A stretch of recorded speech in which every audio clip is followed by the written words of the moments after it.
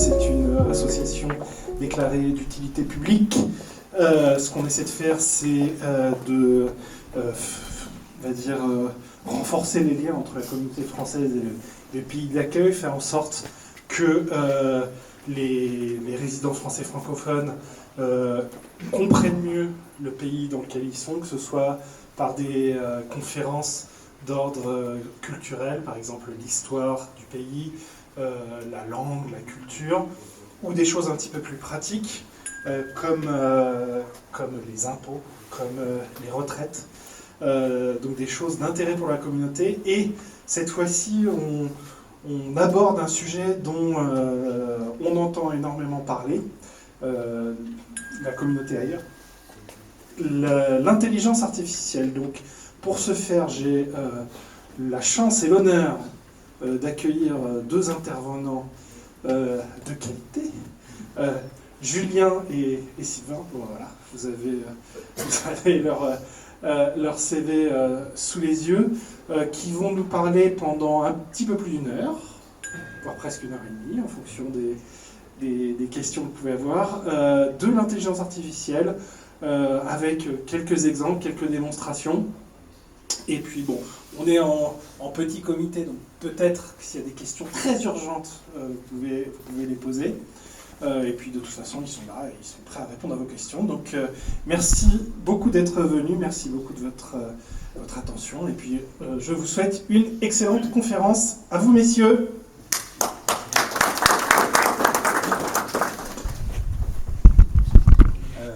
D'accord, je vais me présenter, je vais faire sans micro, avec ma voix de professeur. Bonsoir à tout le monde. Déjà, merci à Pierre de nous avoir invités.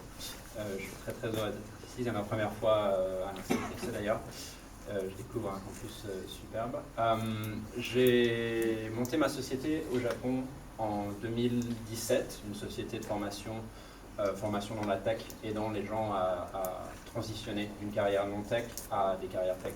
Donc ça fait maintenant 10 ans que je fais tourner cette entreprise, ça s'appelle Le Wagon, comme c'est marqué sur mon t-shirt.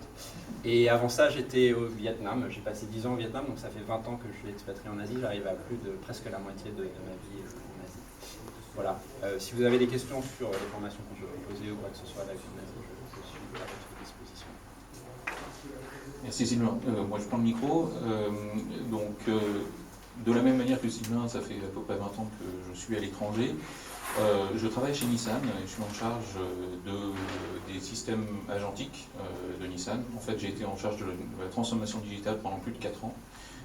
C'est un peu un sous-jacent de ce que vous verrez concernant l'AI. J'étais avant en banque d'investissement pendant une bonne partie de ma carrière. J'ai oublié de dire, je suis ingénieur aussi en système d'information et data science, qui est ni plus ni moins que l'IA à l'époque. Ça s'appelait que IA. Voilà, donc comme on vous disait, il va y avoir donc une partie, enfin plutôt 3 parties aujourd'hui. Une première partie qui est pour comprendre, qui sera en fait ma présentation, donc vous présenter les fondamentaux de l'IA, un petit peu vous présenter aussi l'écosystème, la partie japonaise aussi, parce que Pierre m'a demandé d'avoir une vision un petit peu sur ce que fait le Japon dans le domaine, et enfin comment est-ce qu'on fait pour le futur et pour s'adapter. L'objectif, c'est d'être très haut niveau, donc je vais essayer de, bien entendu qu'il y aura un petit peu de langage technique, mais je vais essayer surtout de faire en sorte que ce langage technique soit simple pour vous tous, et faire en sorte en fait que vous sortiez de cette présentation-là en vous disant le modèle 3.11 et le Disperac machin, on s'en fiche, ce qui est important c'est comment utiliser l'IA, et voir plus, enfin, vous verrez. Voilà, donc ça sera la première partie. La deuxième partie, comme Sylvain vous disait, on a des présentations qui sont plutôt sympas. Enfin, j'ai pas vu encore, mais ça promet. Et enfin, on va prendre un certain temps pour échanger, pour répondre à vos questions. N'hésitez pas, si vous avez encore une fois une question urgente, si vous ne comprenez pas quelque chose, l'objectif, c'est vraiment que tout le monde sorte de là et compris, on va dire, les bases, et simplement les bases, parce qu'il n'y a pas besoin de plus pour ce domaine-là. Voilà. Donc, je me permets de commencer. Alors, une chose, c'est que les slides sont en anglais, toutes mes excuses, mais pour plusieurs raisons. D'une part parce que c'est une partie des slides que j'avais déjà fait. Ensuite parce que pour faire de la tech et écrire de la tech en français, c'est un peu compliqué. Et je passe ma vie en anglais. Voilà, donc vous m'excuserez aussi pour le langage de temps en temps. J'ai un petit peu de mal, je fais du franglais, mais bon, j'imagine que tout le monde ici sait lire et comprendre l'anglais, donc ça n'est pas un problème. Alors, les fondamentaux, pour commencer, première chose, l'IA, c'est pas nouveau. En gros, ça a commencé dans les années 50, et la définition de l'IA, c'est l'intelligence artificielle. Qu'est-ce qu'on définit par intelligence artificielle? C'est finalement quelque chose qui peut revêtir de l'intelligence humaine à proprement parler, c'est-à-dire que c'est dans la première partie du test de Turing ici, c'est que comment est-ce on juge une intelligence artificielle à partir du moment où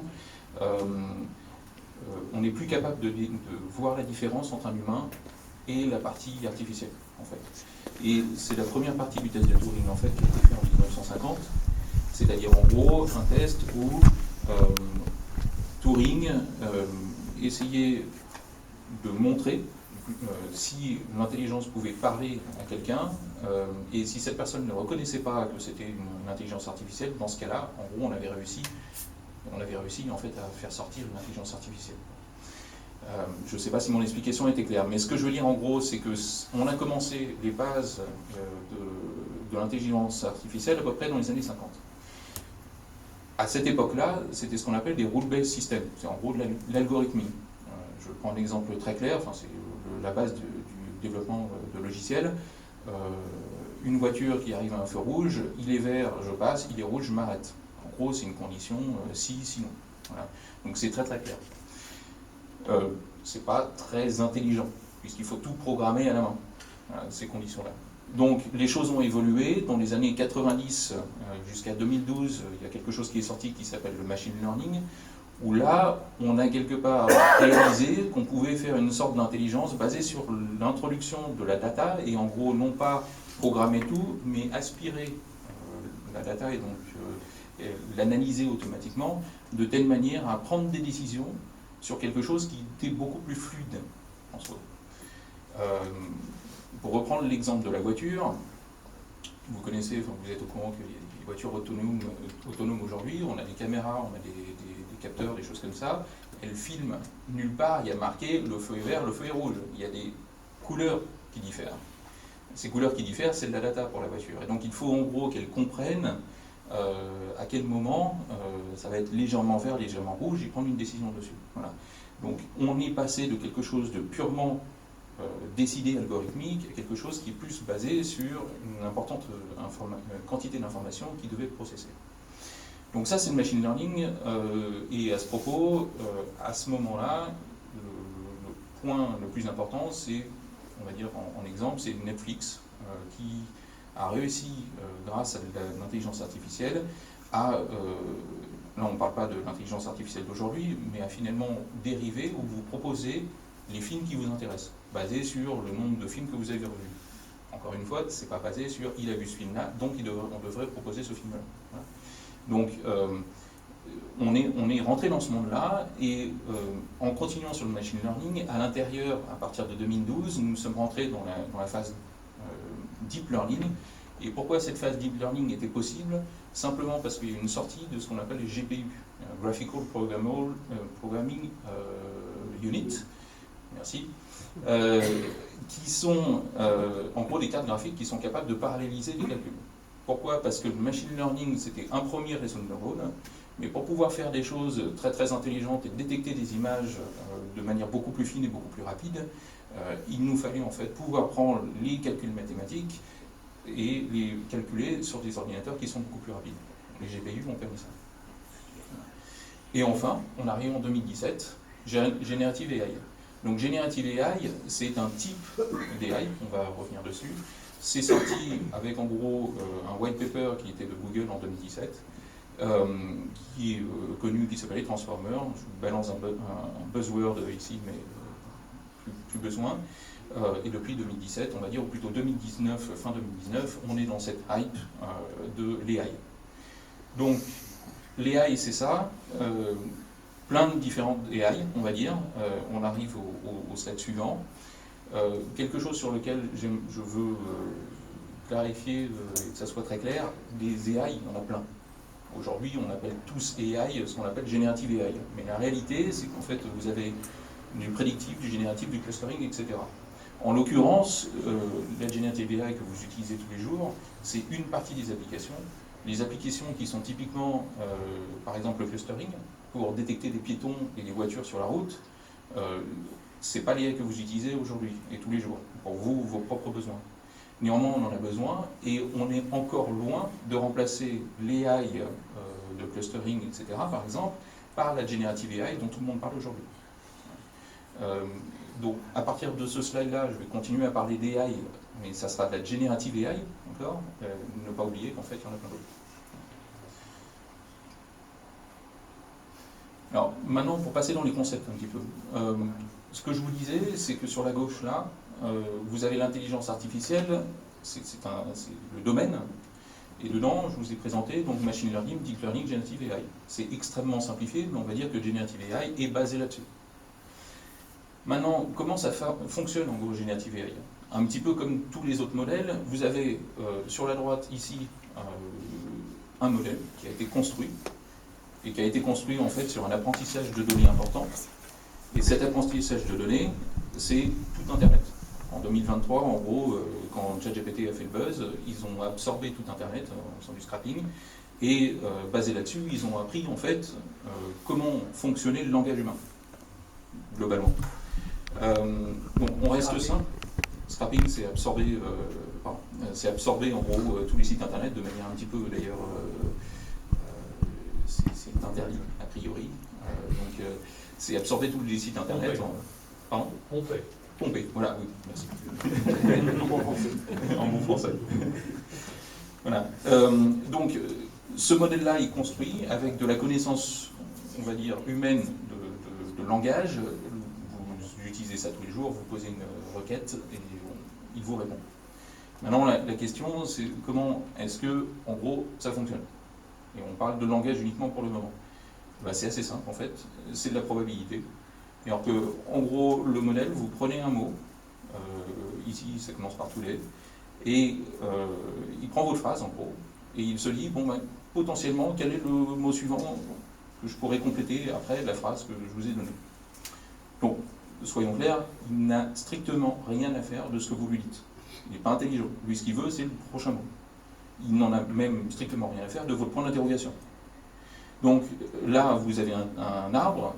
Il a décidé que la phrase serait Today's weather is good, parce que c'est de la probabilité, c'est tout, basé sur des milliards de data qu'il a absorbés. Voilà. Et basé sur autre chose ensuite, sur votre phrase.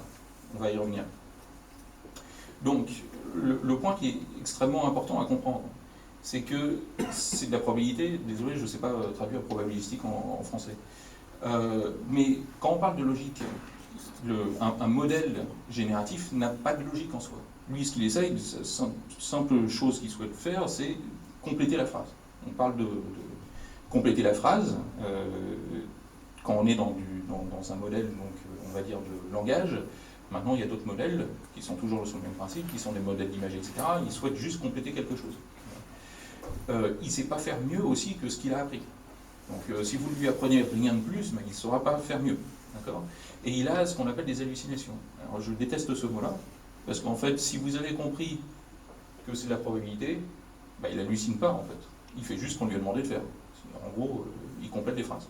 Voilà. Donc, il n'y a pas de logique. Enfin, pas de logique à proprement parler, comme la logique humaine. Il ne raisonne pas. Il y a des choses, ça s'est largement amélioré depuis 2022 quand même, sans rentrer dans le détail, on réussit à simuler cette logique-là un petit peu. Mais globalement, quelque chose à comprendre et à retenir, c'est qu'en fait, l'AI, ça n'est pas un logiciel. Les logiciels que vous utilisez toujours, ils sont tous les jours, ils sont déterministiques, c'est-à-dire qu'en gros, vous lui demandez de faire quelque chose, il fait ce que vous faites, ce que vous lui demandez. L'AI, ben, c'est pas toujours sûr. Voilà. Ok. J'espère que je ne suis pas trop rapide jusque-là. C'est bon ? C'est bon. Okay. Alors, on parle beaucoup de prompting et de prompt engineering. C'est pareil, c'est du buzzword. Oubliez-le. et on va rentrer un peu dans le détail sur pourquoi l'oublier. En fait, notre intérêt, c'est que nos modèles, les AI, nous répondent au mieux, justement pour qu'on évite les hallucinations. Et pour pouvoir faire ça, en fait, on a différentes techniques. On a globalement 3, peut-être un peu plus. Et donc, sur ce que vous avez là à droite, en gros, c'est plus vous allez sur la droite, plus vous avez des réponses importantes, enfin bonnes. Maintenant, après, plus vous montez, plus ça demande de l'investissement, que ça soit temps, financier, etc. D'accord ? Le prompt engineering, tout le monde parle, et en gros, tout en bas à gauche. Vous avez un autre concept qui s'appelle du RAG, je vais vous expliquer, et après model fine-tuning. Le model fine-tuning, c'est ce que font les gros conglomérats type Google, Amazon, etc. pour modifier leur modèle.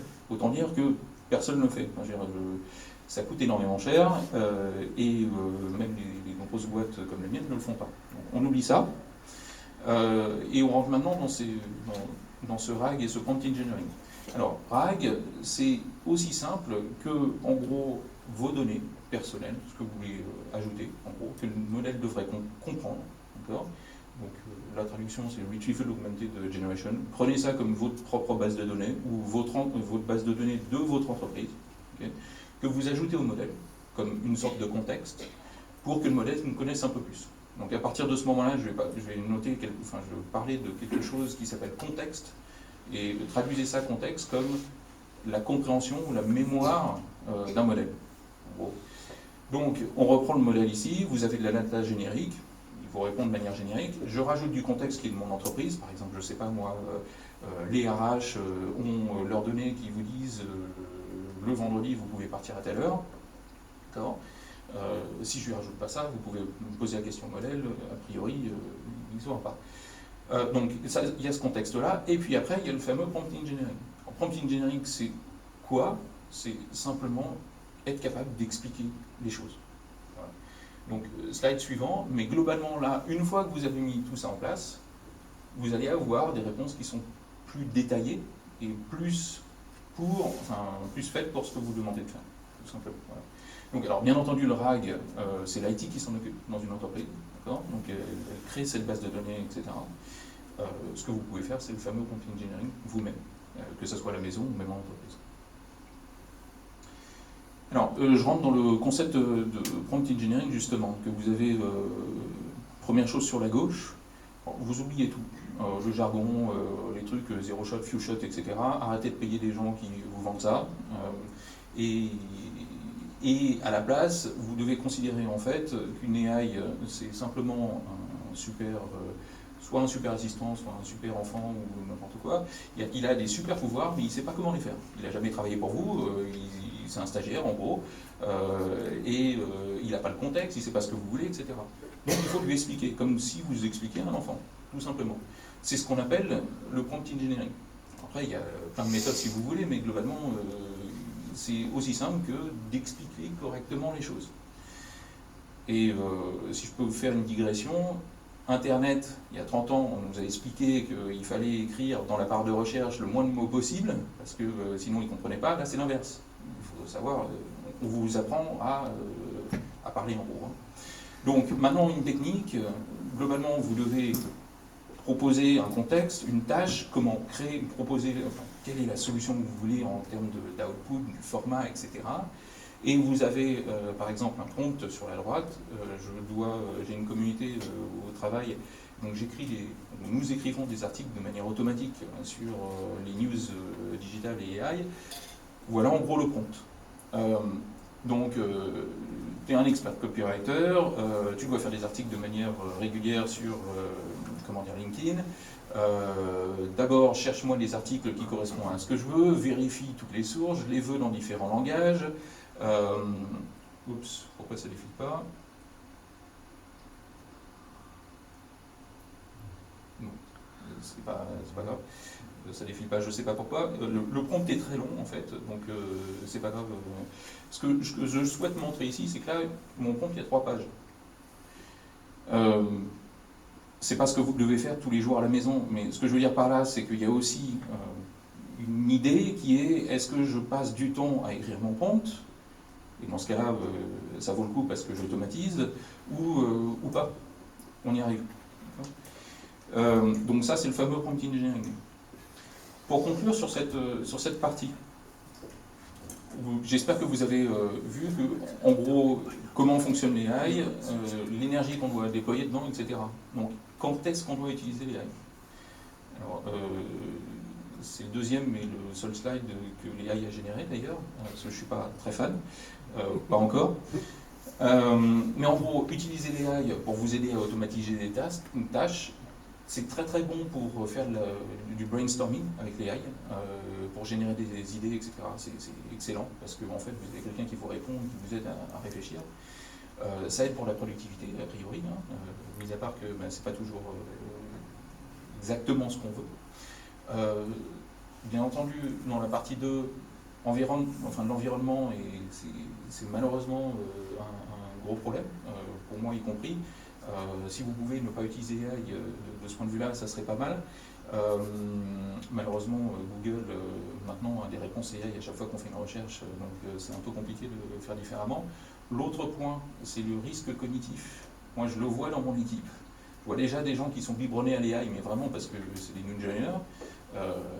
C'est un problème.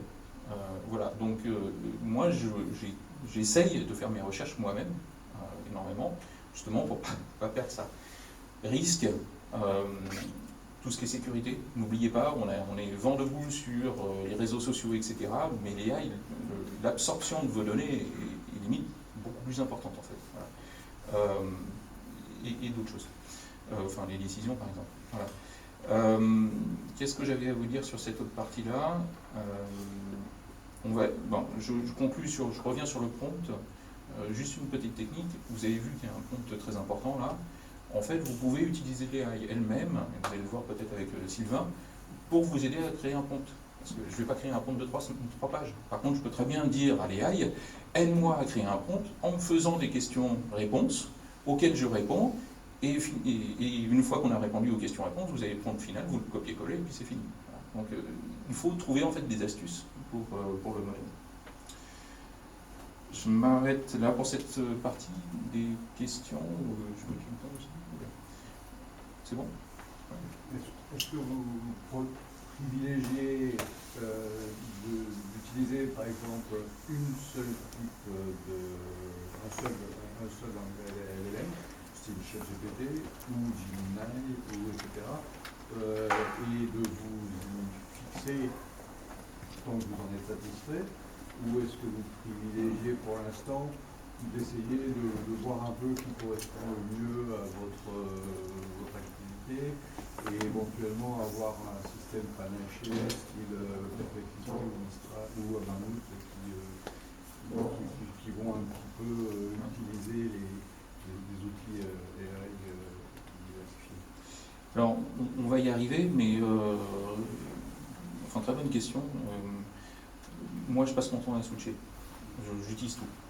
D'une part pour mon métier, mais pas que ça, même personnellement en fait, parce que en fait les modèles évoluent tout le temps et que en fait il y a des sorties régulières de choses qui sont super dans un modèle et puis en fait les autres vont rattraper. Enfin, c'est une course continuée.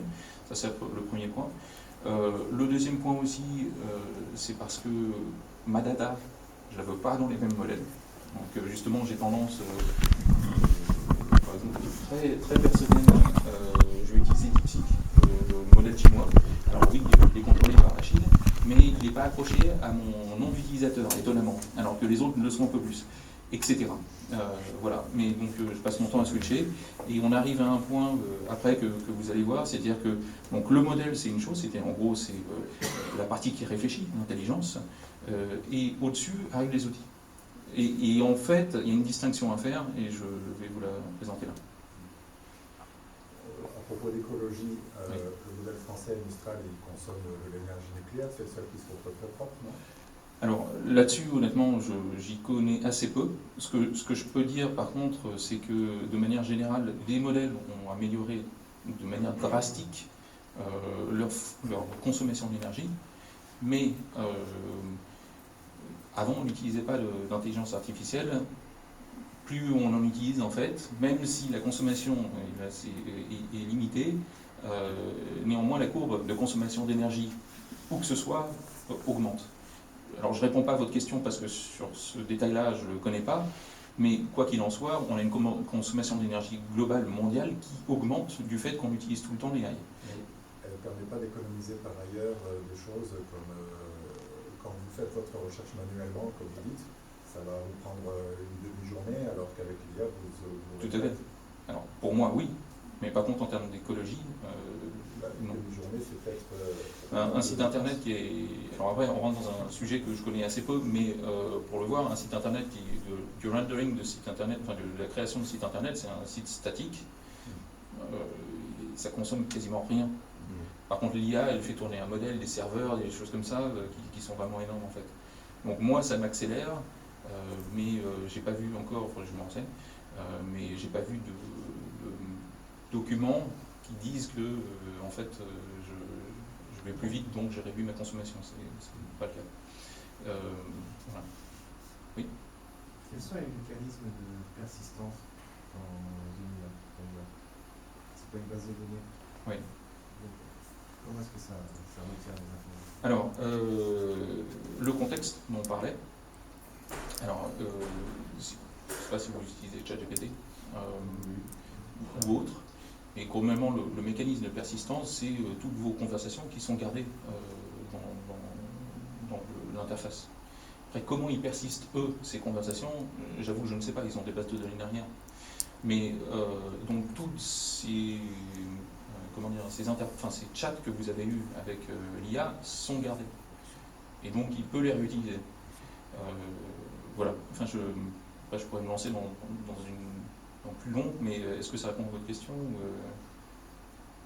C'est-à-dire qu'en fait, les données ne persistent pas dans le modèle en lui-même. Non, pas du tout. Non. C'est le fameux RAG dont je parlais avant. Le modèle, non, il est construit, il n'évolue pas en fait. Enfin, il release de temps en temps des nouveaux modèles. En gros, le modèle, il ne bouge pas. C'est un cerveau et il va après se nourrir d'autres choses. Oui. La différence entre RAG et donc, ce qu'on donne dans les films, c'est fondamentalement différent la façon dont c'est utilisé, enfin intégré dans le modèle en fait. Oui. Ou c'est pas différent. Dans le détail, en fait, bonne question. En fait, sans rentrer dans la technique, le RAG, c'est une base de données qui est vectorialisée et qui reste en fait de côté, dont le modèle peut taper dedans. La partie que je ne connais pas très honnêtement, c'est la fameuse, enfin ça rejoint votre question, c'est comment est-ce que sont sauvegardés tous nos prompts, etc. Est-ce qu'ils sont vectorialisés dans la même base de données ou pas? J'avoue que je ne sais pas. Mais en soi, au final, pour le modèle, c'est du contexte. C'est-à-dire que c'est la même mémoire de travail qu'il va utiliser pour répondre à vos questions. Au sujet de la persistance, est-ce que ça veut dire que si j'utilise par exemple toujours ChatGPT et que l'historique est en route, est-ce que du coup il s'améliore de plus en plus pour mes besoins? Est-ce qu'il va garder en mémoire? Est-ce qu'il va être dans un style que je cherche de plus en plus? Enfin voilà, est-ce qu'il va mettre de plus en plus adapté? Oui, alors oui, de plus en plus. Je ne sais plus si j'installe dessus. Oui, mais c'est une volonté en fait de ChatGPT ou de ces outils-là. C'est là où il va falloir vraiment faire une distinction entre le modèle et puis l'outil. Et l'outil en fait où le produit est au-dessus, donc c'est ChatGPT, et donc eux sortent des nouvelles fonctionnalités. Et typiquement la fonctionnalité qui est, vous avez peut-être vu des dossiers qu'on peut créer dans ChatGPT, sont ces dossiers qui agrègent vos conversations et qui permettent de dire ça, c'est le contexte, la compréhension de ce que je veux dont tu te souviennes quelque part, dans ce contexte-là. Vous avez aussi la possibilité, dans certains outils, je pense que ChatGPT c'est le cas, de aussi personnaliser. En gros, vous avez une configuration possible pour personnaliser. Moi, personnellement, je la décoche, parce que je ne veux pas qu'il apprenne sur moi. Et chacun son truc. Voilà. Par contre, j'ai participé à un livre sur l'IA, j'ai mon dossier où j'ai écrit mon livre sur l'IA. Là, effectivement, je lui ai demandé de garder le contexte. Voilà. sur ce qui est conservé, même quand on fait des conversations temporaires ou quand on efface les conversations qu'on a faites, il garde quand même les données. Alors, il est dit que quand on efface, non, il ne les garde pas. Ce que vous pouvez faire aussi, c'est que vous pouvez demander à l'IA, tout simplement, d'effacer en fait vos PII, c'est-à-dire private, bref, les données personnelles. Auquel cas, il le fait. D'autre part, on est citoyen européen. Donc, si vous voulez vraiment tout supprimer, vous avez la possibilité de, normalement, il y a un formulaire, quelque chose comme ça, de demander de supprimer vos données. Donc, il le fait. Mais globalement, tout ce que vous avez dans les chats, il le garde. Donc, typiquement, votre vie personnelle, etc. Moi, ce que je fais régulièrement, c'est, si j'ai besoin de faire quelque chose qui est très personnel, je lui demande ensuite, supprime tout ce que tu connais de moi. Et je lui repose la question, comment je m'appelle ? Et je peux vérifier si ça marche ou pas. Il y a un mode incognito aussi. Et il y a un mode incognito, tout à fait. Ouais. Oui. Pattern-based, vous l'avez dans la case Go Use AI. Pattern-based task. Data, basic code, c'était le slide voilà, à gauche de la pattern-based task. Oui. Donc, en fait, ce que vous dites là, c'est qu'on peut faire confiance, entre guillemets, par opposition à des high-stake decisions où il ne faut pas faire confiance. Mais en fait, est-ce qu'on peut faire confiance ? On ne fait jamais confiance. D'accord.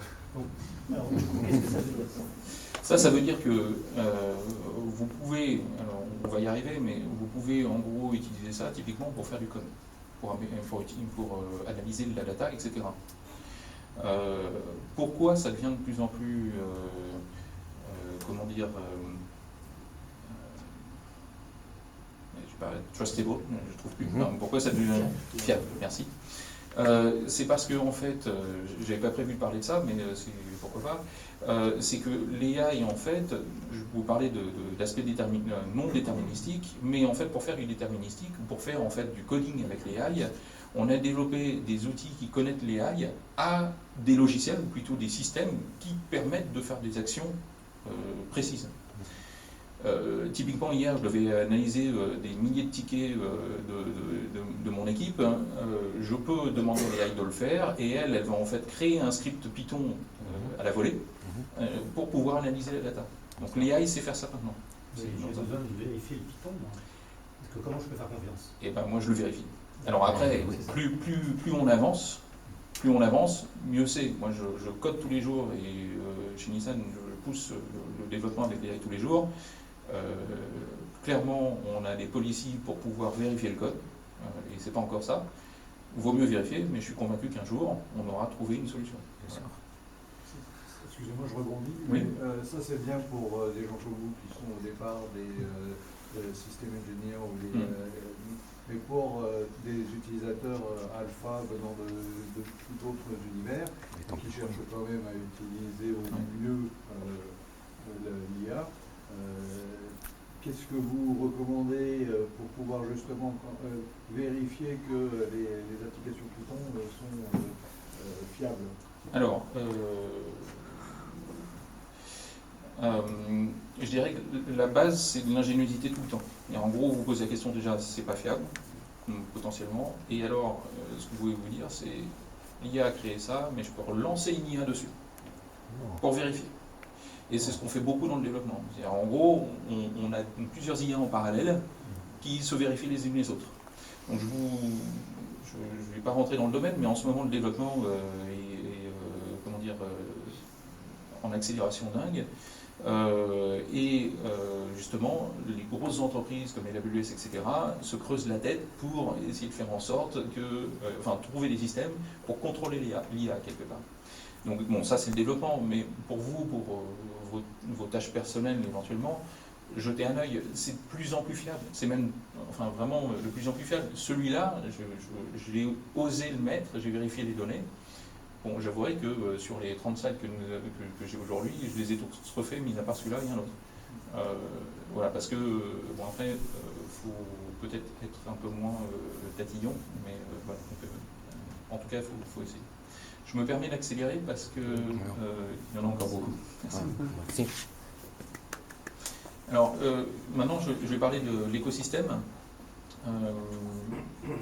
Donc, ça va peut-être pas vous surprendre. En fait, on a des gros acteurs, que vous reconnaissez peut-être tous. Aux États-Unis, il y en a globalement 6 énormes. Cocorico, on en a un en France. Et puis, globalement, en Chine, il y en a un et il y en a beaucoup d'autres qui sont en train d'être en construction. Et là, on parle d'acteurs qui créent le modèle de base, c'est-à-dire en gros les modèles de fondation. C'est-à-dire ces énormes modèles qui nécessitent énormément d'argent et de computing power pour les créer. Donc vous avez les entreprises, les modèles en dessous, et puis après vous avez, je dirais, les applications qui sont dessus. Et c'est là en fait où il faut faire une distinction importante, c'est que le modèle c'est l'intelligence, l'application c'est ce qu'il utilise. Et c'était pas clair, et ça l'est toujours pas vraiment. Pourquoi? Parce que en fait, finalement, ChatGPT est sorti, on appelait ça l'IA, on appelait ça le modèle, enfin on mélange un peu tout. Et si peut-être je réussis quelque chose ce soir, c'est de vous faire comprendre la distinction. En fait. Voilà, donc ça, on a ces gros acteurs-là qui font évoluer des modèles et des versions de modèles importantes. Sylvain me disait tout à l'heure qu'on avait vu 80 dans je sais plus, 35, enfin bref, c'est énorme, ça change tous les jours, on ne sait plus qui fait quoi, etc. Je dirais essayer tout le temps, mais je suis convaincu que pour les tâches que vous et moi faisons tous les jours, vous n'utilisez même pas 10% de la capacité du modèle, donc voilà, essayez, mais c'est pas un problème de switcher. Voilà. Alors, j'en arrive à quelque chose qui est, je réalise qu'en fait j'ai pas le bon deck, c'est pour ça que ça ne bouge pas, un peu compliqué, mais suivez-moi. L'objectif ici, c'est de dédramatiser un petit peu la nébuleuse de tous les outils, etc. qu'il y a, et pourquoi tout le monde s'appelle AI aujourd'hui. Parce que ça fait buzz et parce que ça fait vendre. Voilà. Maintenant, si on s'attache, les couleurs ne sont pas géniales, désolé, mais c'est des cercles concentriques. Si on s'attache à ce qu'on a dit, le slide d'avant, c'est-à-dire en gros le modèle de fondation. Et en gros, toutes les grosses entreprises qui développent leur modèle, c'est ici. Et c'est basé, ceux-là, qui coûtent très cher, sont basés sur de la data qui est générique.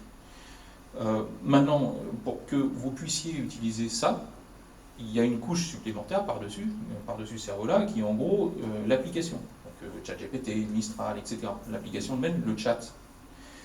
Maintenant, si on va au-dessus encore, ces gens-là, ces main players, ont aussi développé des applications qui sont un peu plus dédiées. C'est-à-dire, typiquement, vous utilisez peut-être en entreprise Copilot.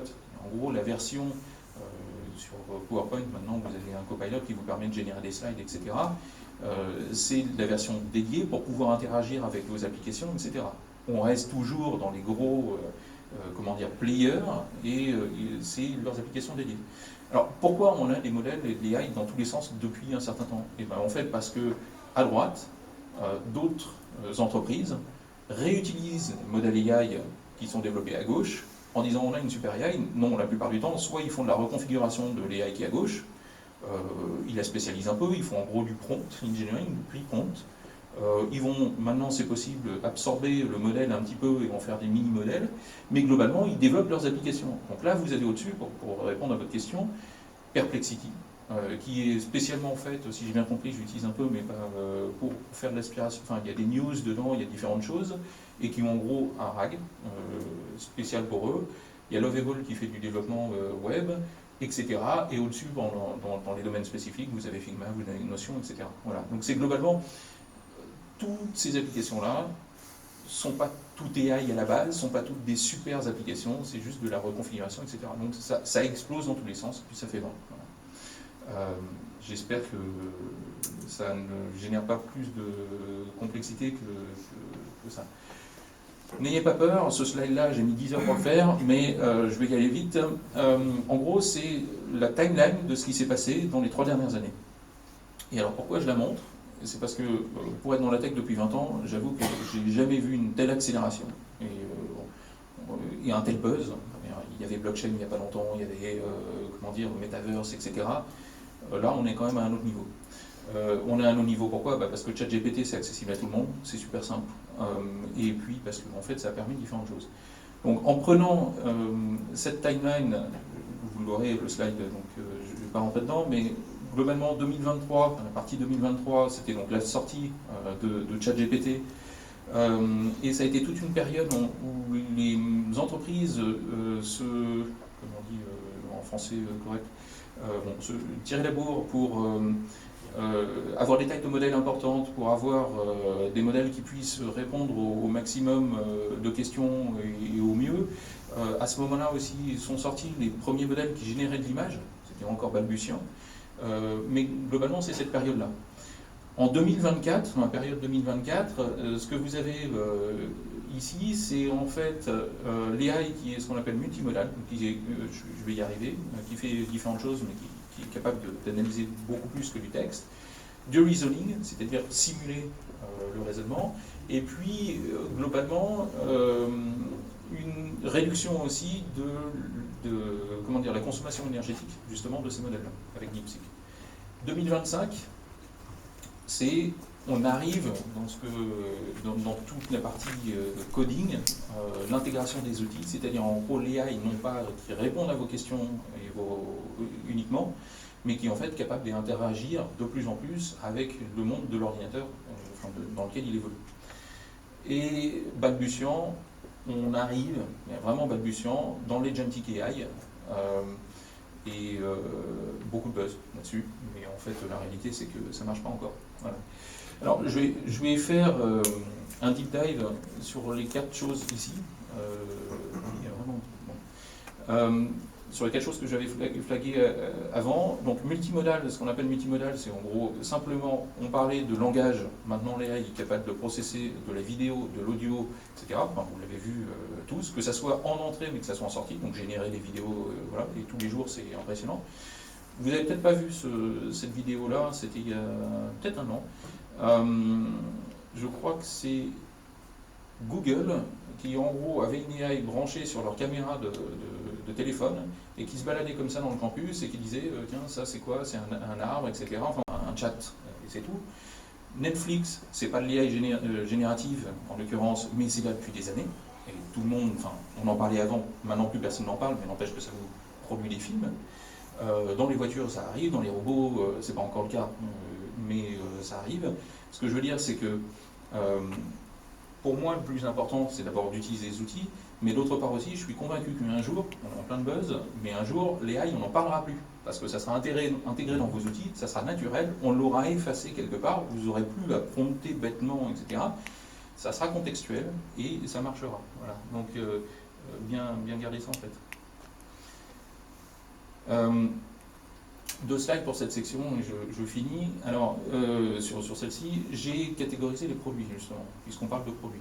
En gros, si on revient à ce qu'on a, on a des assistants. C'est ce qu'on a connu au tout début. C'était en gros les chats, où ce qu'il fait, c'est juste répondre à ce que vous lui posez comme question. Donc des copilotes, etc. Et tout le monde parle de l'AI en pensant à ça. Il y a une deuxième catégorie qui est un peu plus justement produit, c'est-à-dire comment est-ce qu'on met l'AI dans des outils.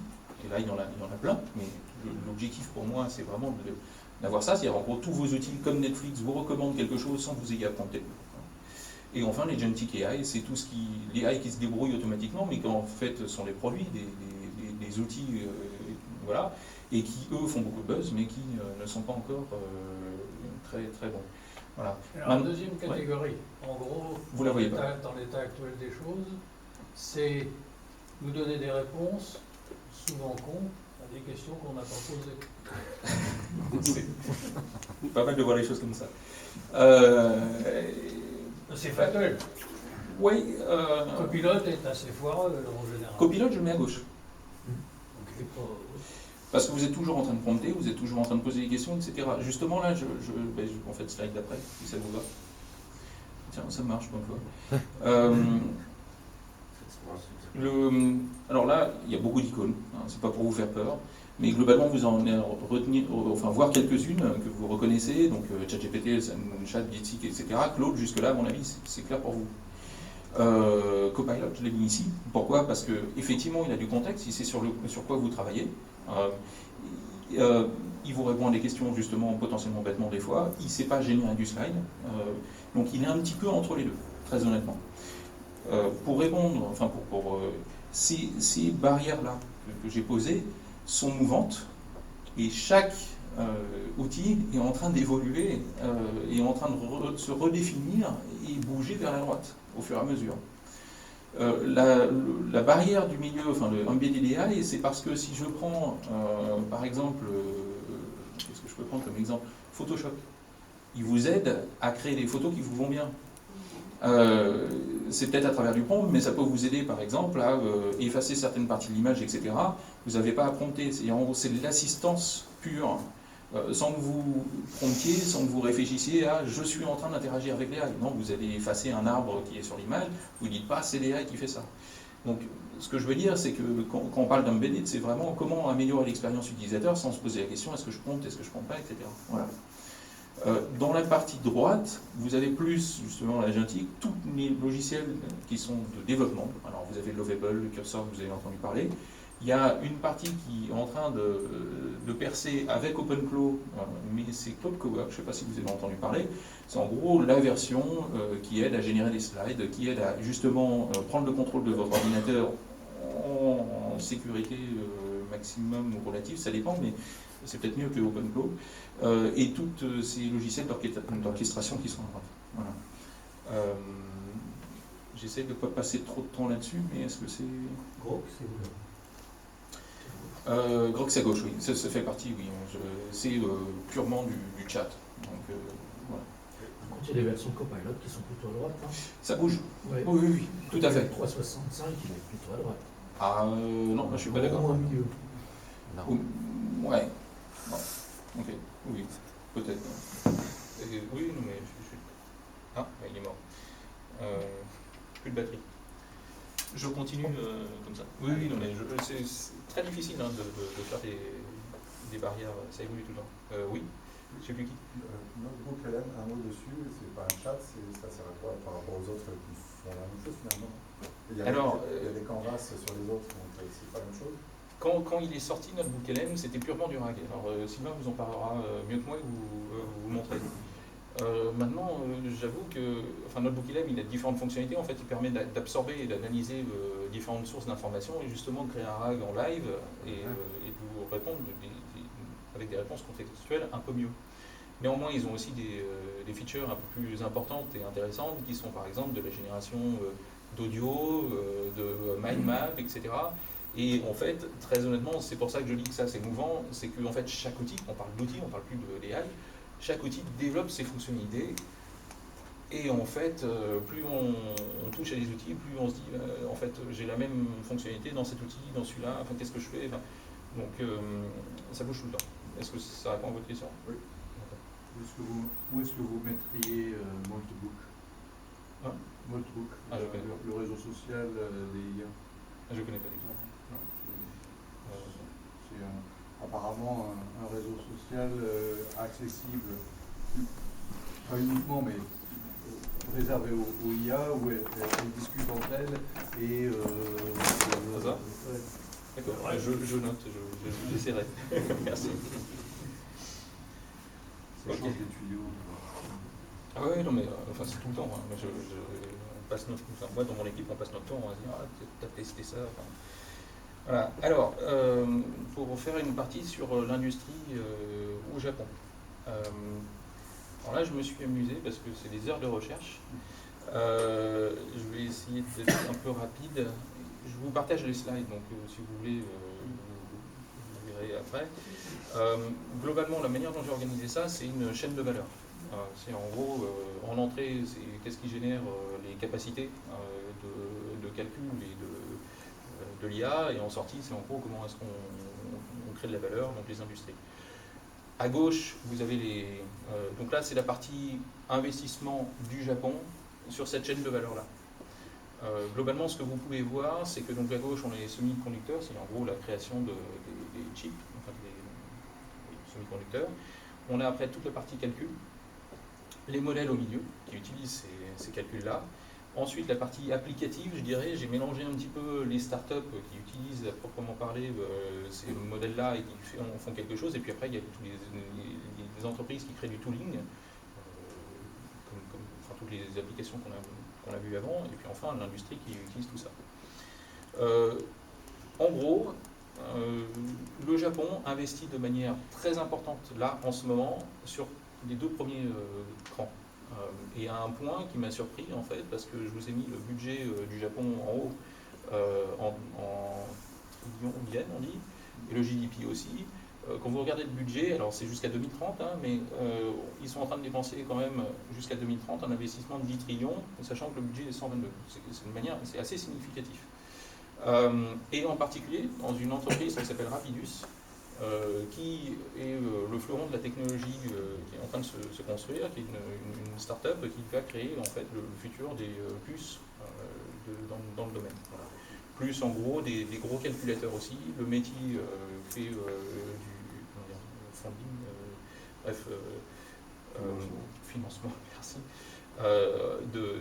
dans différentes startups. Sakura Internet est connu. En gros, c'est ici que ça se passe. Dans les modèles, ils sont intéressés mais sans plus. En fait, c'est une enveloppe. C'est-à-dire que l'enveloppe n'est pas négligeable, mais c'est une enveloppe qui correspond en gros à investissement dans les modèles, dans la data, dans le physical AI, c'est-à-dire les robots. Donc ça mélange un peu tout. Dans l'application, côté startup, il y a quelque chose, mais si j'ai bien compris, là je me référerai peut-être plus à Sylvain, qui est plus expert dans le modèle, enfin dans les startups, mais en gros, d'après ce que j'ai compris, dans le domaine, c'est plutôt early stage, on va dire. Et puis les industries, ils font des choses. Il y a des financements de ce côté-là, en particulier dans les petites entreprises, je ne l'ai pas noté ici, mais c'est moyen, enfin c'est moderne. Voilà. Je vais passer rapidement sur le prochain qui est lui le private sector. La seule chose que vous pouvez noter là-dessus, c'est qu'en gros le privé, pareil, a investi en miroir sur les 2 premiers axes. Et quelque part, l'aspect intéressant est ici. Pourquoi? C'est parce que le Japon était très fort jusque-là, ils ont 10% à peu près du marché sur la création de composants électroniques. C'est plutôt gros. Par contre, ils n'avaient rien en AI, absolument rien. Donc c'est pour ça qu'il y a un tel investissement en fait aujourd'hui. Donc ils doivent rattraper leur retard là-dessus. Côté industrie, c'est pareil, tout le monde s'y met, mais globalement c'est assez fragmenté. C'est assez petit aussi. Voilà.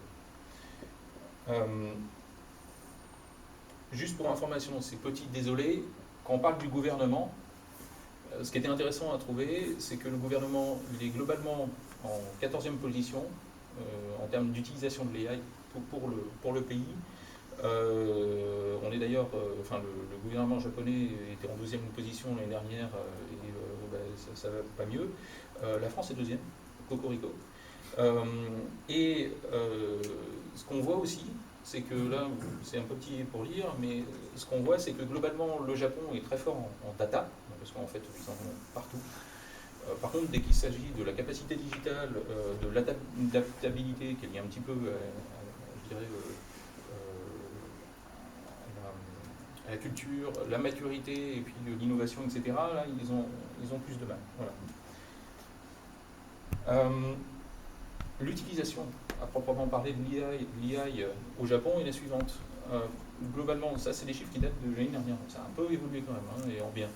Mais néanmoins, comprendre la valeur de l'IA, il y a seulement 32% des gens qui la comprennent vraiment, qui vont même utiliser. L'usage est quand même très limité. Business, on était à 20%, ça a un peu augmenté, mais globalement, comparé aux autres pays, c'est quand même largement de ça. Personnel, pareil, quand même très largement de ça. Et si vous regardez après, côté business, ce qu'ils font, en termes d'utilisation de l'AI, comment dire, dans une autre présentation, parce que j'ai aussi une présentation sur la transformation des entreprises, je ne rentre pas là-dedans, mais cette frise-là, et en gros, comment est-ce que l'AI peut impacter positivement la productivité, on reste quand même très bas sur l'impact des utilisations de l'IA. On en est au mieux à la productivité personnelle. Voilà. Bon, maintenant qu'on a dit tout ça, comment est-ce qu'on s'adapte à ça? Et quel est le futur? Alors, en gros, les données que j'ai trouvées, c'est que première chose, le marché se transforme, il est clair. Et je dirais qu'il faut positivement, à échelle macroéconomique, c'est positif, c'est-à-dire qu'en fait il va y avoir une création d'emplois qui est importante. Néanmoins, il y a aussi une destruction d'emplois. Donc la question, c'est que faisons-nous? La deuxième partie aussi, c'est que l'industrie évolue et accélère, et en particulier dans certains domaines comme le développement, en gros, vous le voyez tous, que ce soit le service client, essayer de créer du contenu, des choses comme ça. Maintenant, si on regarde à droite, apparemment, alors moi ça ne me touche pas bizarrement, mais le salaire augmente pour les gens qui savent faire de l'AI. Voilà. Bon. Peut-être que tu sais pas faire l'IA. Ouais, c'est ça, je market mal mon truc. Vas-y, Il faut faire le poil. Voilà, c'est ça. Donc en tout cas, c'est un objectif à atteindre, ça. voilà, peut-être que le Japon n'aime pas non plus. Donc en termes de skills, il y a beaucoup, enfin les gens qui sont exposés à l'AI, leurs skills vont devoir changer de manière très, très importante. La demande apparemment en AI, en compréhension de l'AI est importante. Alors attention, il y a beaucoup de buzz encore une fois, parce que moi quand j'entends certaines demandes, s'adapter, ça c'est clair qu'il faut, et je dirais expérimenter un peu si vous pouvez, mais surtout être prêt à oublier ce que vous avez appris, parce que les choses se font différemment maintenant. Et j'en arrive au point 4, en fait, il y a beaucoup de travail, de types de compétences qui sont basées sur de l'expertise, je sais pas moi, de la traduction, des choses comme ça. Cette expertise-là, l'AI sait faire. Par contre, potentiellement vous n'en avez plus besoin. Par contre, vous avez une expertise qui est transversale justement, où vous pouvez guider l'AI pour pouvoir faire quelque chose, vous accélérer et faire quelque chose d'autre. Voilà. Alors, c'est globalement ce que je vous recommande pour un petit peu naviguer là-dedans. Dernier slide. En gros, si vous devez vous souvenir de 3 choses, j'espère, dans cette présentation, pour moi, l'AI, c'est une opportunité. Alors, vous pouvez aimer jouer avec, il faut être un peu tech-savvy encore, mais en fait, juste n'ayez pas peur, d'accord? Le Japon n'est pas en avance, donc c'est encore une opportunité.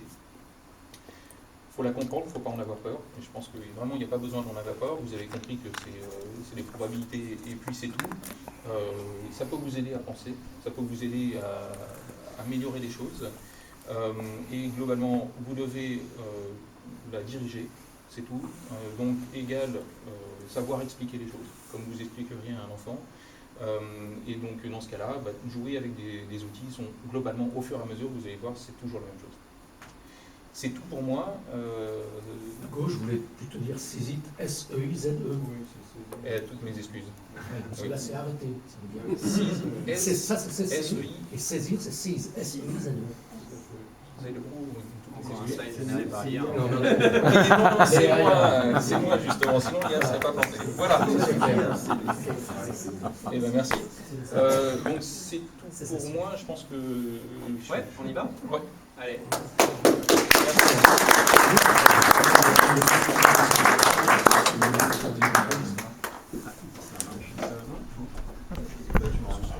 C'est toi qui t'enregistres. Ah, le son? Ouais. Cool. Excellent. Du coup, il ne m'a pas laissé beaucoup de temps, ce qui est désolé parce que j'ai pas grand chose à dire. Mais écoute, contrairement à Julien, moi j'ai des slides en français. Ouais. C'était ça. Oui. C'était ça. Voilà. En revanche, comme lui, j'utilise l'anglais tous les jours et donc je vais probablement faire beaucoup d'anglicisme, donc je tiens à présenter mes excuses à l'avance. Alors, au wagon, mon école de formation, il y a un ADN qui est assez fort pour l'entrepreneuriat. Évidemment, on forme des développeurs, des ingénieurs, mais on forme aussi des gens qui montent des entreprises, qui montent des startups, qui montent des... Voilà. Et donc, ce que j'aimerais faire avec vous pour les 15-20 prochaines minutes, c'est d'essayer de peut-être lancer ensemble une agence de voyage. Alors, j'espère que nous n'avons personne dans cette industrie dans la salle, parce que je vais faire des gens, je vais fâcher des gens peut-être. Est-ce qu'il y a des gens? Parfait, super, je ne m'attendais pas à ça. Et peut-être avant qu'on commence, faire un petit main levée. On en est où niveau utilisation d'outils? Donc peut-être des gens qui utilisent ChatGPT, qui ont déjà utilisé ChatGPT. Une bonne partie de la salle, ok. Et avançons dans d'autres outils, donc peut-être Gemini, oui aussi, super, excellent. Notebook LM, pas trop, Lovable. 2 personnes, excellent. Et Mistral, et le chat, quelques cocoricots dans la salle, super, donc ça me donne une petite idée. Via ce lancement d'agence de voyage ensemble, mon objectif c'est aussi de vous faire découvrir des outils. Ça va peut-être aller un petit peu vite. Je vais prendre quelques raccourcis. On a parlé de best practice, enfin de bonnes pratiques. Je vais quand même prendre quelques raccourcis, mais je vais essayer de faire ça proprement. Donc, de quoi on a besoin pour lancer une agence de voyage? Déjà, on a besoin des robots et puis d'un cerveau. Sans le cerveau, on n'y arrivera pas. Alors, c'est ce sur quoi on va travailler. Aujourd'hui, on va travailler sur un concept d'agence de voyage. On va essayer de faire une petite analyse de marché. On va travailler sur une landing page. Alors, j'ai pas trouvé vraiment de traduction efficace et correcte de landing page. Page d'accueil. Page d'accueil. Page d'accueil, une Ouais. page de captation Ouais. des données utilisateurs, par exemple. Et plus tard, peut-être, si ça marche, un petit peu d'automatisation. Donc commençons, amusons-nous avec le chat et faisons une analyse de marché. Donc j'ai le chat ici, un petit cocorico, je mets un point d'honneur ici à utiliser le chat. J'ai dit à Julien que je ne voulais pas utiliser ChatGPT, j'ai d'ailleurs arrêté complètement pour Tous. les 2 derniers mois d'utiliser ChatGPT. Je vous expliquerai la raison plus tard. Voilà, donc amusons-nous avec le chat et pour faire cette analyse de marché, eh bien, je vais revenir à mes slides. De quoi avons-nous besoin? On a besoin de savoir un peu ce qui se passe dans le monde des agences de voyage. Donc on va demander au chat de faire ça pour nous. Et Julien nous a suggéré d'être précis dans nos requêtes. Donc soyons précis. On va définir une persona. Alors je ne sais pas s'il y a une traduction précise en français de persona. Est-ce que ça vous parle? Est-ce que vous comprenez ce que je veux dire en disant persona? Alors, l'idée de persona, c'est un caractère type, une personne type qui va utiliser l'IA. Donc, par exemple, une persona, par exemple, dans le monde du voyage, ça peut être un couple trentenaire avec un enfant. Ça, c'est une persona. C'est un groupe type. C'est très, très utilisé dans le monde de l'expérience utilisateur, notamment, parce que ça nous permet de répondre à des utilisateurs qui ont des envies et des volontés et des désirs. Si vous comprenez l'idée de persona, vous comprenez l'idée d'expérience utilisateur. C'est un concept excellent. Voilà, donc on a besoin d'une persona quand on interagit avec un LLM, et donc dire à notre LLM, donc LLM Large Language Model, moi j'appelle pas ça l'IA, j'appelle ça LLM, je préfère, je trouve que c'est un petit peu plus classique, sans rentrer dans le conflit. Donc parler avec notre chat et préciser à ce LLM, lui dire qui on est ou qui il est censé représenter. Lui donner du contexte, on en a beaucoup parlé, je ne vais pas m'étendre là-dessus. Et puis évidemment expliquer concrètement ce qu'on attend de lui, ça c'est important, donc qu'est-ce que le LLM doit faire. Et enfin, très important aussi, et quelque chose qui manque parfois peut-être dans vos prompts, c'est lui dire comment on aimerait avoir cette réponse. En gros, qu'est-ce qu'on attend de lui? Quel est le format? Et là c'est assez riche. Et je pense que vous allez vous rendre compte que le format, c'est là où vous pouvez faire la différence en fait. Vous pouvez demander des fichiers Excel, vous pouvez demander des fichiers doc, vous pouvez demander des analyses sur 2 axes. Donc vous pouvez demander vraiment beaucoup de choses. Et je pense que le format, c'est un point très très intéressant de vos prompts. Alors, moi j'ai fait tout ce travail pour gagner un petit peu de temps, et donc j'ai un prompt ici que je vais copier et coller, et on va voir ce que le chat nous donne. Tac, voilà. Donc on est une personne française vivant au Japon. Vous ciblerez exclusivement le marché des Français voyageant au Japon. Et l'idée que je demande au chat ici, c'est de parcourir le web pour identifier tous les acteurs. Donc, qui sont les compétiteurs, quelle est la concurrence. Et je demande un résultat avec une liste, les angles spécifiques, donc quelles sont les cibles de tous ces acteurs. Et puis enfin, alors ça c'est un petit peu plus ambitieux, je demande 2 axes pour placer mes compétiteurs sur des axes que le chat va choisir. Alors ça, c'est une demande un petit peu ambitieuse, j'ai fait ça pour savoir si ça allait marcher. Il se trouve que ça ne marche pas très très bien. Je vous pourris le résultat. J'ai quand même mes acteurs, donc, que vous connaissez peut-être, certains, voyageurs du monde, séjour au Japon, Office du Japon, Peut-être que vous avez déjà entendu parler de toutes ces entreprises. Je vais zoomer un petit peu, ce sera mieux. Voilà. Et ensuite, une analyse des axes de différenciation.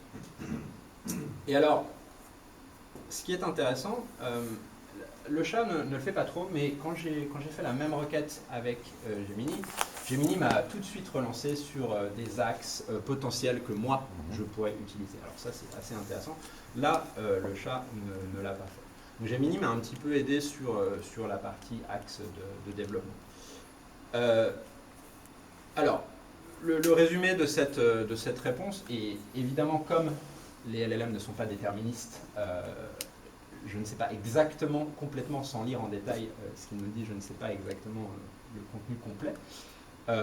Mais je suis capable de regarder ça et puis de me faire une idée de la compétition. Et il se trouve que, apparemment, la compétition n'est pas trop placée sur le marché un peu hipster, des jeunes urbains, des couples trentenaires. Et ça a été confirmé avec Gemini, avec Mistral et avec tous les LLM que j'ai promptés, avec lesquels j'ai fait une requête. Donc on va partir là-dessus. Et on va arriver à notre deuxième tâche, qui est, et là, je pense que c'est un deuxième aspect important que vous pouvez apprendre aujourd'hui, qui est ce que Julien a suggéré plus tôt, qui est de demander directement à notre IA, à notre LLM, de nous écrire les prompts. Et alors là, on entre dans un monde fantastique. On part d'un prompt initial, et on arrive à un prompt qui va être très très long, qui va être écrit par le LLM. Et là, et c'est là où nous, en tant qu'humains, on a un rôle à jouer. On apporte notre expertise métier, on apporte notre expertise horizontale, on apporte notre cerveau et notre intelligence, et on arrive à un prompt final. Donc, pardon ? L'essence bobo. Exactement, oui. Capturons l'essence bobo et minimaliste de l'axe Tokyo-Kyoto. Donc j'ai ce prompt et je vais en fait, encore une fois, me servir du chat pour construire un prompt en anglais cette fois. Je suis désolé, on va repasser en anglais. Un prompt en anglais que je vais pouvoir ensuite copier-coller et transférer vers un outil de création de site web. Donc on passe déjà à la deuxième étape. Maintenant que j'ai fait mon analyse de marché, je sais à peu près comment me positionner. Je vais créer un site directement avec ça. Donc copions ça, et puis allons dans le chat, et puis voyons le résultat. Alors, je prends quand même pas mal de raccourcis, hein. Mes prompts sont un petit peu courts, je tiens à insister là-dessus quand même, mais c'est pour illustrer un peu les requêtes. Donc, et là vous allez voir que en fait le chat il va cartonner, il va me donner plein d'infos et il va me donner la totalité du prompt. C'est un petit peu lent, mais vous avez des détails très intéressants. Et en fait tous ces détails, Tokyo Skull, Kyoto Soul, Design Journey, tous ces détails, c'est des détails que très probablement on va retrouver dans notre site web final. Et donc c'est des détails que moi je peux modifier ici quand je vais faire le copier-coller de ce prompt et que je vais le remettre dans le Bubble. Je peux ajuster tout ça à ma guise en fait. Donc c'est là où j'ajoute mon intelligence, c'est là où j'ajoute ma connaissance du marché et ce que je veux vraiment faire en fait. Mais le point sur lequel je veux insister, c'est que je serais incapable de construire un prompt aussi détaillé en partant de zéro. Et donc ce prompt-là va vraiment me permettre, en expliquant au chat que je vais l'envoyer dans le Bubble. Le chat, c'est déjà tous les aspects qu'il va devoir couvrir, et il va en fait balayer mon site web, enfin, il va partir du haut et puis finalement finir en bas, hein, et décrire exactement et très précisément tous les aspects du site. Alors un risque, c'est évidemment que votre site web paraisse un peu standard, un peu, comme on dit en anglais, vanilla. Mais c'est là où justement il faut ajouter son expertise. Donc faisons ça, prenons ça, et puis voyons ce qui sort. Donc je vais...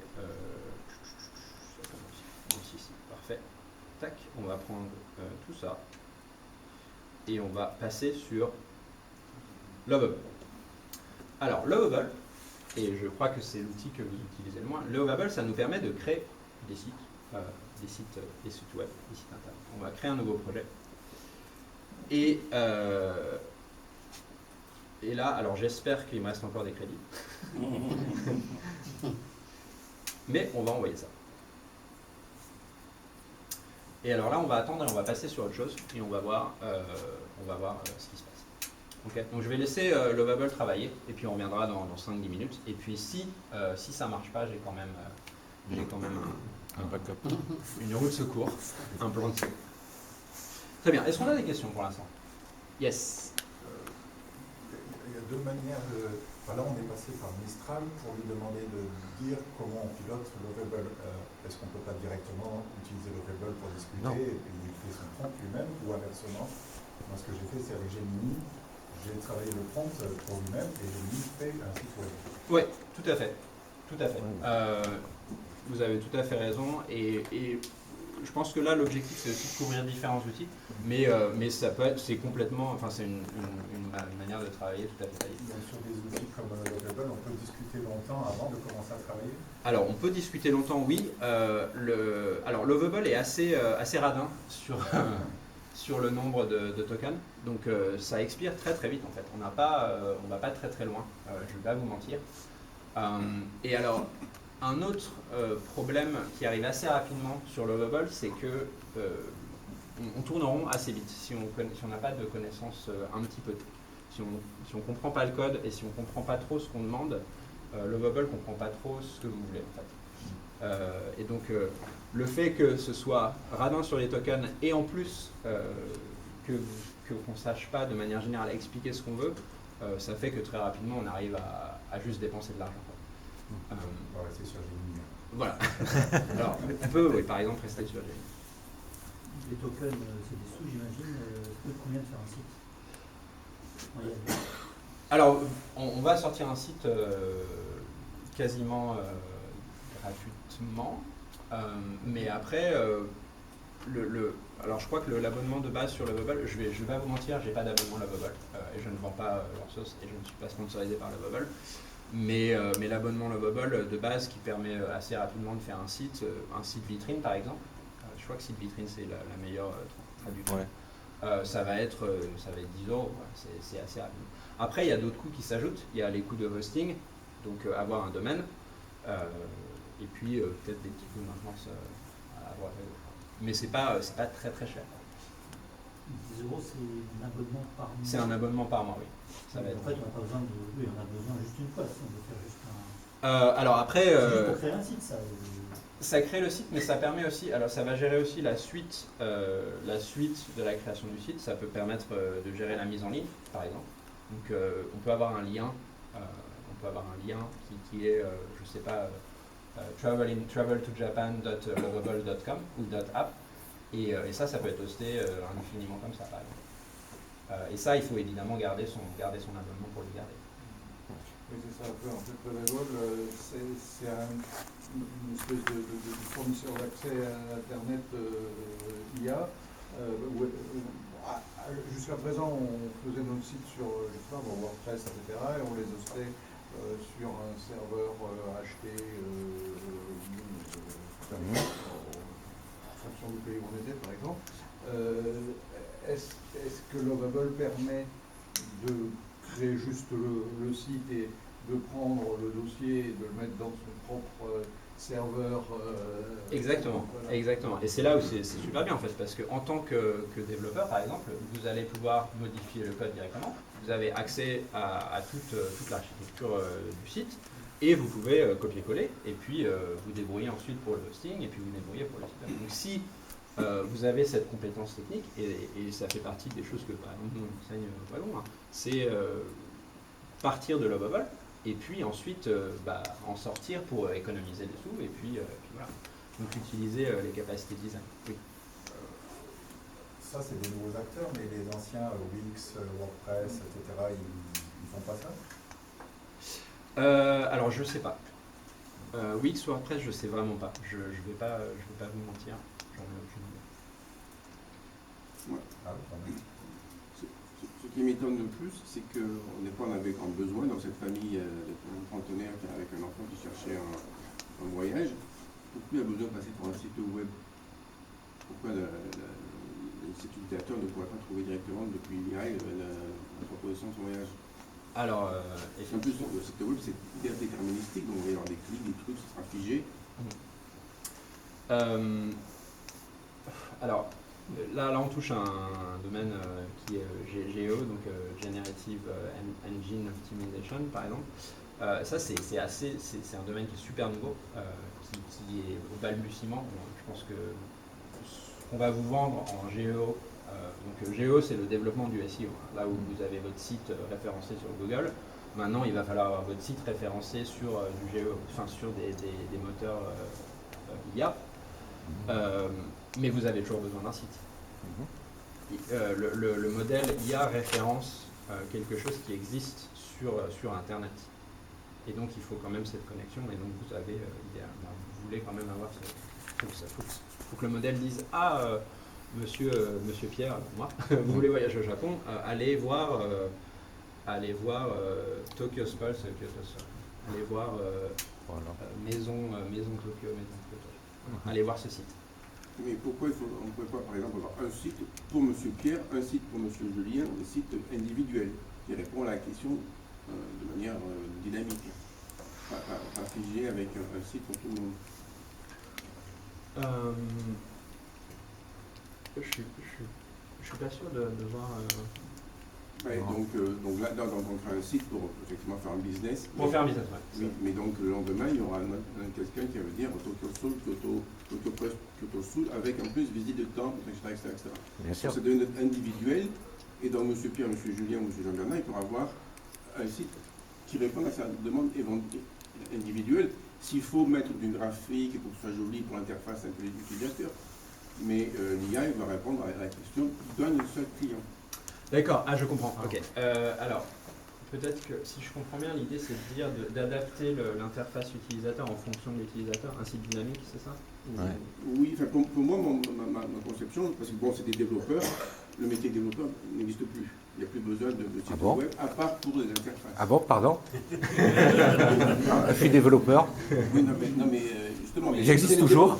C'est le développeur qui utilise donc, le codage avec l'IA, mais il n'y a plus de produits pour logiciel. Une application avec des clics, etc., qui est figée, maintenant ça disparaît, puisqu'on peut en faire une en 10 minutes, donc on peut faire pour pas la même transaction commerciale, une réponse IA pour cette transaction commerciale particulière, sans faire un site web figé. Alors, je pense qu'on entre dans le domaine peut-être de l'opinion. Je pense que c'est très visionnaire et c'est ce que des entreprises essaient de faire, mais on n'en est pas là. Je pense. Oui, mais je pense que oui, c'est idéalement, donc ce que vous expliquez par exemple, c'est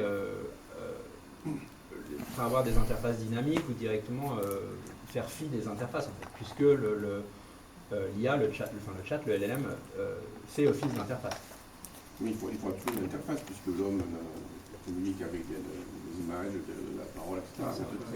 Et d'ailleurs, on peut même aller plus loin, on peut même dire l'interface ce sera plus graphique, ce sera vocal, et ça se fait avec Claude, etc. Oui, tout à fait, ouais. Mais ça, Horizon. Oui, c'est d'accord, c'est ça. Moi, j'ai passé toute ma vie à vendre des logiciels, et maintenant, mes concurrents sont donc des gens qui font de l'IA qui disent le logiciel n'existe plus. On va faire des produits à chaque client. Ouais. C'est vrai. On en est loin, c'est vrai, mais c'est quoi. Avec Gemini, vous pouvez faire un site web et demander à Gemini de se mettre lui-même dans le site web pour aider l'utilisateur à utiliser le site web, répondre, exploiter, mais ça reste encore du chat à l'intérieur. Il ne sait pas encore faire de la 2D, c'est-à-dire changer le site web à la demande selon la météo du jour, l'heure, la personne qui parle, etc. Mais ça viendra. Juste une réponse. En fait, ce qu'on fait, c'est qu'effectivement, il y a la partie utilisateur, interface, etc., que tout le monde souhaite avoir en tant qu'humain. Et en fait, maintenant, on est en train de développer des réseaux sous-jacents qui sera en gros le chatbot, ChatGPT, etc., que vous avez, qui ne va pas taper directement dans le site internet, mais qui va taper dans les données, enfin dans les systèmes internes d'une entreprise. Typiquement, nous, on vend les voitures. Vous allez pouvoir maintenant chercher la nouvelle Nissan à travers ChatGPT qui aura toutes les données de Nissan. Et Et ça, c'est Oui. effectivement ce que tu disais, et en fait, c'est d'autres routes, sans rentrer dans le détail.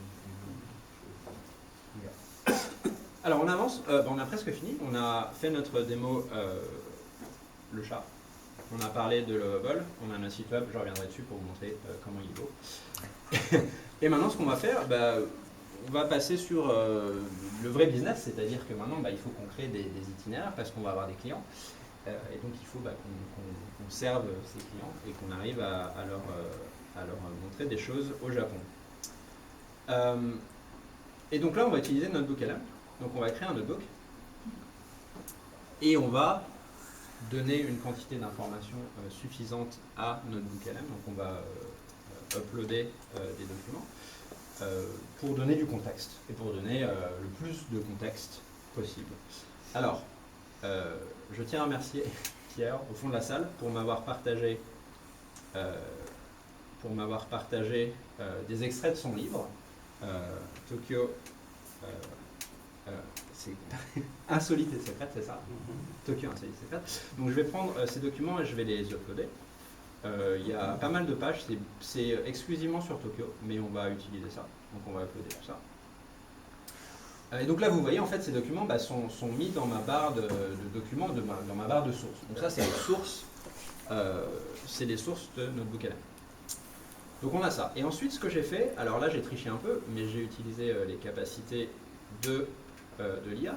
J'ai créé deux choses. J'ai créé une conversation fictive avec des clients potentiels. Donc il y a des clients qui m'ont contacté et on a eu un appel, on a fait un appel téléphonique et pendant 15 minutes on discute. Alors c'est en anglais, je suis désolé, mais pendant 15 minutes on discute et j'essaie de clarifier leurs besoins et ce qu'ils espèrent avoir durant leur voyage. Voilà. Et ça, c'est quelque chose qui a entièrement été généré par de l'IA, juste pour cette présentation, pour s'amuser un petit peu. Et donc, je vais mettre ça dans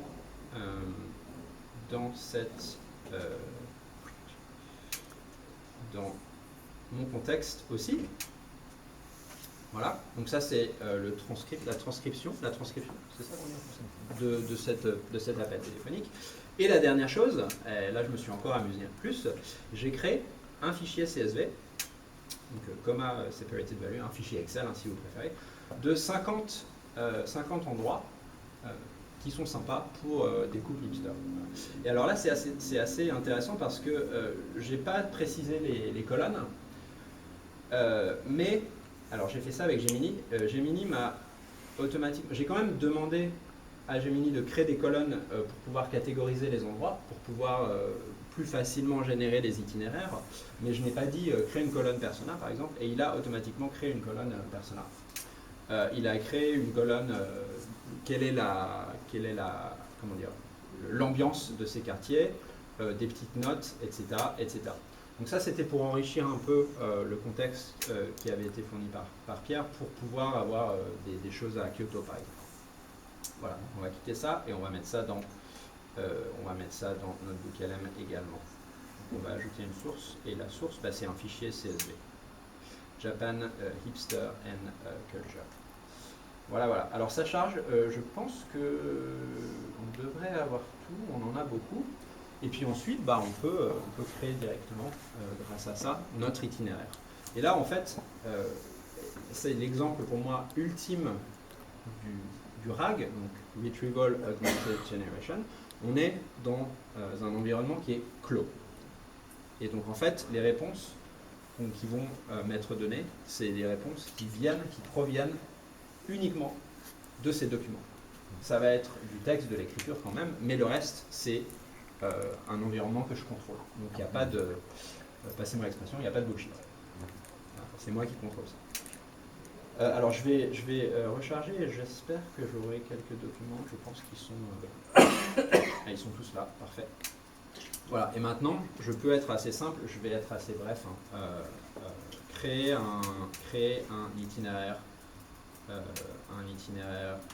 de 2 semaines pour peut-être en français ça ira, créer un itinéraire pour un couple de trentenaires avec enfants. Alors là, il faut quand même que je précise, leurs souhaits sont précisés dans le fichier, dans la source transcript, quand même, hein, expliquer un petit peu ce qui se passe. L'itinéraire doit, on va dire, s'inspirer des autres sources. Quelque chose comme ça. Je suis désolé, on n'a pas beaucoup de temps, donc je fais assez bref. Hein.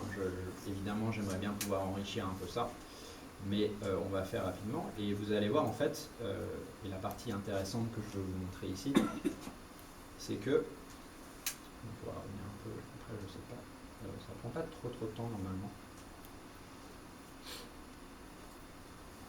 On peut admirer notre site en attendant. Alors, le site, on a la tonalité, les couleurs, tout ça, ça m'a été fourni par Mistral. Je ne sais pas si vous avez vu, mais ça m'a donné des couleurs, des idées de photos aussi. Voilà, donc moi je le trouve assez chouette. Hein. J'en avais créé un autre qui était tout aussi beau.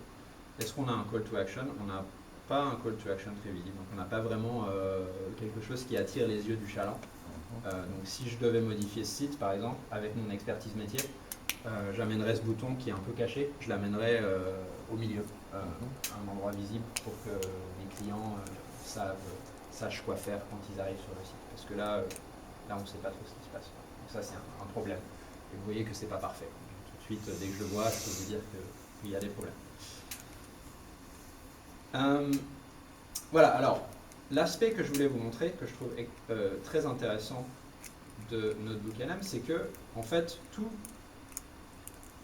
les commentaires sont référencés. Donc, NotebookLM me dit que tel événement, la ligne de tramway Setagaya, bah, ça vient de Japan Hipster and Cultural Database, et que cet aspect-là, c'était peut-être aussi présenté par Pierre dans la partie Setagaya. Et donc en fait, il y a la référence de tous les fichiers. Donc je sais exactement d'où viennent les sources, donc tout est clair et tout est précis. Voilà. Donc ça c'est pour moi l'exemple d'utilisation personnelle du RAG. Pour vous donner une idée de moi, comment j'utilise ça, je fais des appels, des calls avec des personnes qui s'intéressent au wagon, et c'est des calls d'information.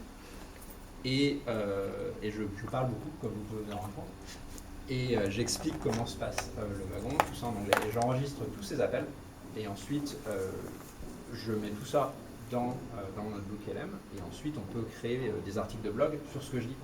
Parce qu'en fait, j'explique le service, et donc en fait, NotebookLM va de manière très précise arriver à extraire toutes ces informations. Donc c'est très puissant. Plutôt que d'écrire des articles de blog qui sortent de nulle part, j'ai accès à la donnée qui est, en fait, c'est moi, c'est ce que je dis. Voilà. Donc ça, c'est quand même assez intéressant. Voilà. Et la transcription, vous la faites à l'intérieur de Gemini ou vous passez par des outils autres comme Notary ou autres Alors, j'utilise Phasm, Phasm qui est l'application là. Je suis pas fan, je vais pas vous mentir, j'aime pas trop. Et en plus, Meet, qui est l'application native de Google, propose maintenant la transcription. J'ai pas fait le changement par flemmardise, parce que je suis aussi vachement fan. Voilà. Je pense que c'est pas mal. On a un itinéraire, on a un site web, on a un angle.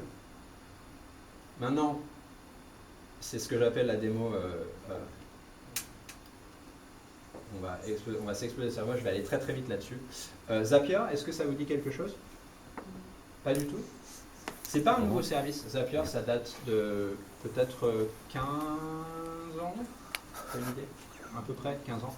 Et Zapier, c'est un service d'automatisation de flux, de processus métier. Vous mettez des étapes l'une après l'autre. Et en fait, ça vous permet d'automatiser des choses. Parce que tout ce qu'on a fait maintenant, c'était manuel. Et maintenant, ce serait bien de commencer à automatiser, puisque je suis tout seul pour faire tourner mon agence de voyage. Je ne vais pas m'en sortir. Et donc, j'ai passé un petit peu de temps à m'amuser avec Zapier. Alors, j'ai une automatisation qui est très très basique.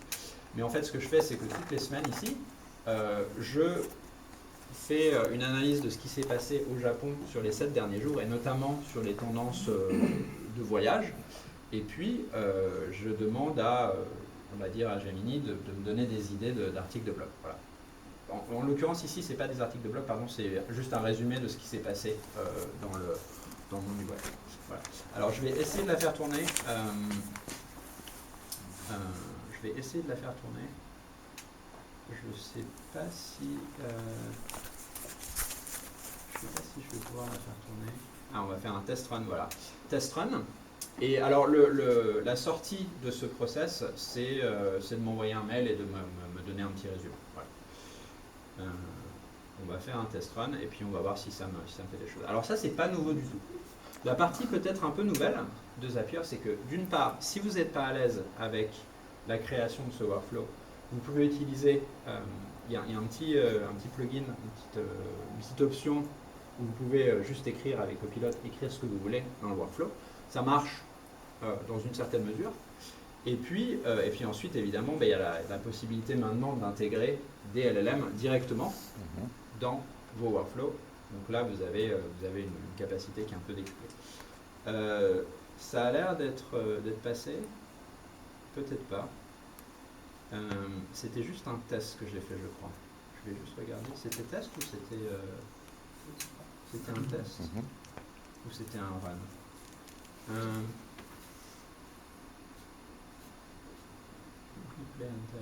Je vais réessayer.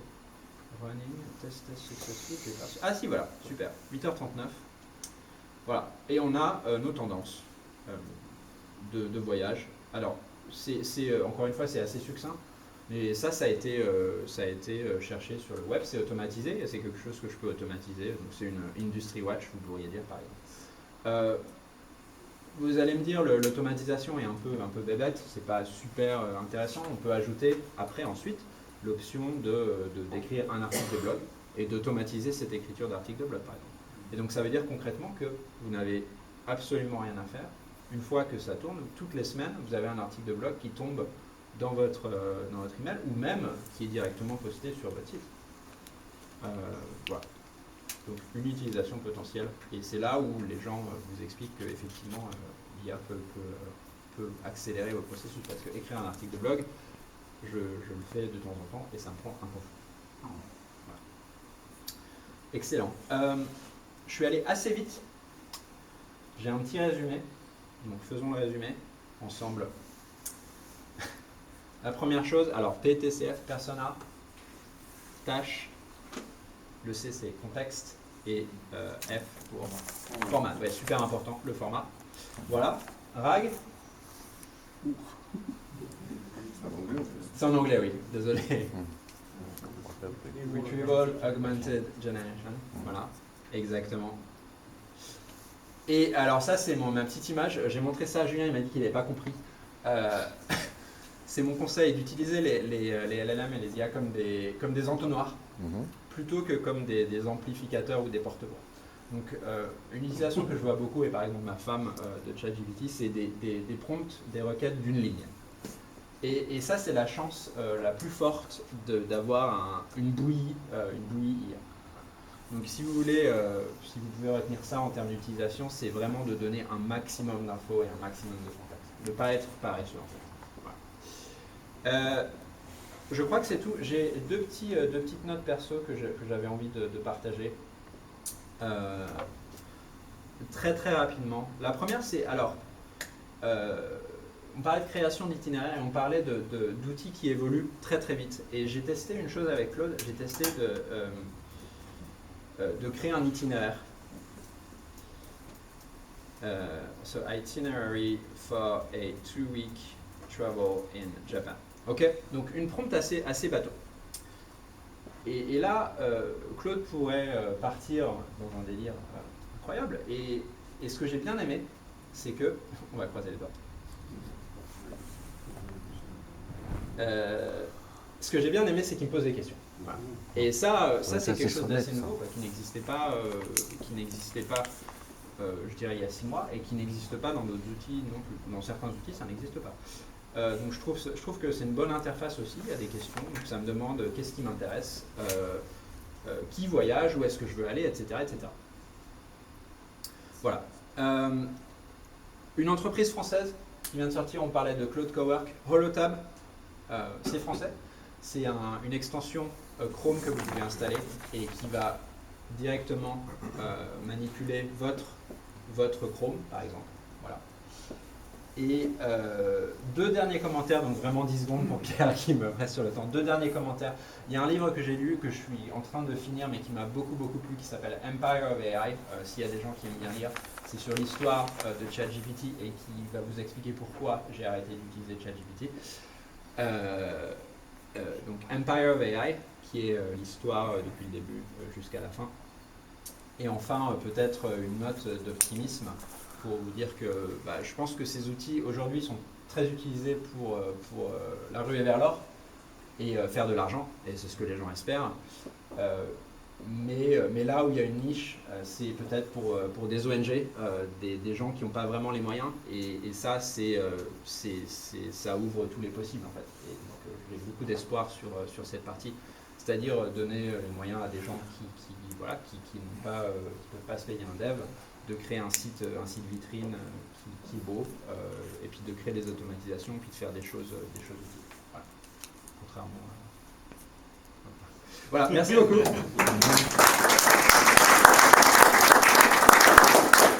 Ça va, désolé Pierre. On ne sait toujours pas pourquoi vous n'utilisez pas ChatGPT. Ah bah faut lire le livre.